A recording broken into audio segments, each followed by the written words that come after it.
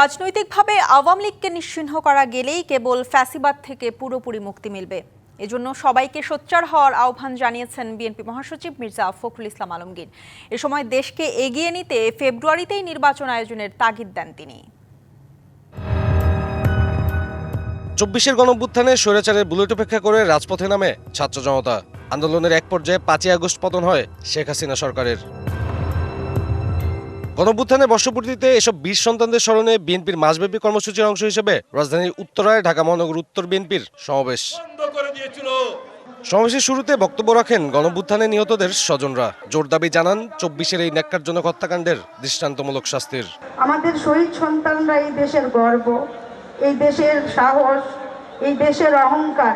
সেই অহংকারকে আপনারা কেউ দুমড়ে মুচড়ে ভেঙে ফেলবেন না। কোনো ব্রিটিশ সরকারের বিরুদ্ধে ছাত্র জনতা যেন আর রক্ত দিতে না হয়, কোনো মায়ের বুক যেন খালি না হয়। সমাবেশে মহানগর বিএনপি নেতৃবৃন্দ বলেন, সংস্কারের নামে নির্বাচন পেছানোর ষড়যন্ত্র হলে তা দমন করা হবে। বিএনপির বদনাম হয়, তারেক রহমানের বদনাম হয়, খালেদা জিয়ার বদনাম হয়, যারা করবে তাকে আমরা ছাড় দিব। সবার আগে বাংলাদেশ এবং বাংলাদেশের জনগণ যে সিদ্ধান্ত নিবে, বাংলাদেশ ঠিক সেইভাবে চলবে। বিএনপি মহাসচিব বলেন, পরিবর্তন আনতে হবে রাজনৈতিক সংস্কৃতিতে। কালার এক্সপার্ট, জর্জ স্যাপ এবং মাইল্ড অন হ্যান্ডস টেকনোলজি সমৃদ্ধ অরিক্স ক্রিস্টাল ওয়াশ আপনার নন। এই দেশে আর আওয়ামী লীগের রাজনীতি নয়, এ ব্যাপারে সবাইকে সোচ্চার থাকার আহ্বানও জানান তিনি। এই দেশকে বদলাতে হবে। আমাদের যে সমস্ত শাসকেরা, আওয়ামী ফ্যাসিস্টেরা, হাসিনারা যা আমাদের দেশকে ধ্বংস করেছে, তাদের প্রতি ঘৃণা তৈরি করে। হাসিনা যেন ফিরে না আসে আর আমার ছেলেদেরকে হত্যা করতে না পারে, সেই ব্যবস্থা তৈরি করতে হবে।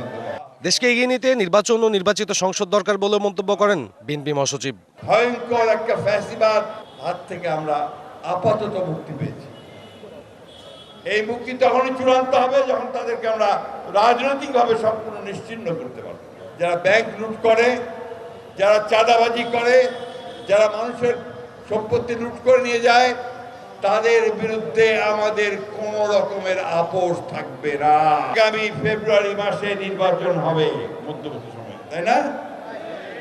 এই নির্বাচনটা আমরা চাই। নতুন বাংলাদেশ বিনির্মাণে সব লড়াই উপেক্ষা করে এগিয়ে যাবে বিএনপি।